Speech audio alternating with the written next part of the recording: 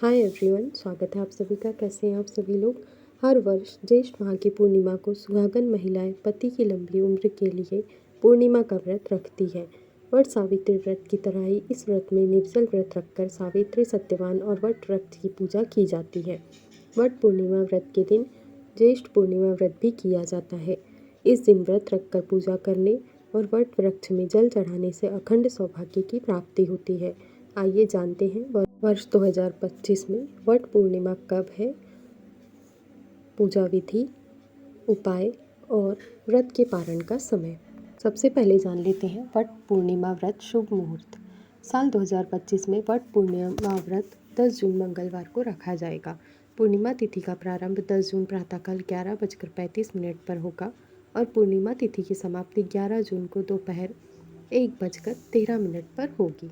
इस दिन अभिजीत मुहूर्त प्रातःकाल 11:53 से दोपहर 12:49 तक रहेगी और गोधूली मुहूर्त सायंकाल 7:17 से सायंकाल 7:38 तक रहेगा। वट पूर्णिमा व्रत का पारण 11 जून बुधवार को किया जाएगा।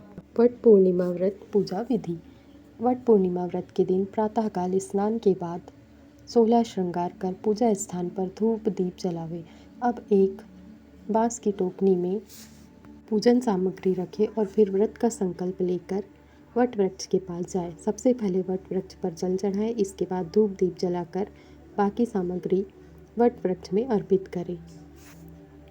कच्चे सूत से वट वृक्ष में 7, 5 या 11 बार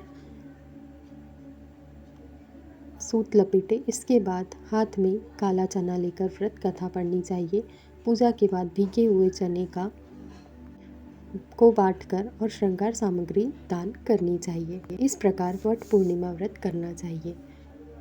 इसके अलावा यदि आप चाहते हैं कि आपके घर में सुख समृद्धि बनी रहे, आप कार्य सिद्धि चाहते हैं, तो आपको वट पूर्णिमा के दिन प्रदोष काल में 1 लोटा जल, उसमें 7 बेलपत्र और 1 कमलगट्टा डालकर अपने आसपास के किसी भी शिव मंदिर में जाकर उस जल को अर्पण करना चाहिए और फिर भगवान शिव से अपनी कार्य सिद्धि की प्रार्थना करनी चाहिए। आपकी जो भी मनोकामना है उसकी प्रार्थना करनी चाहिए।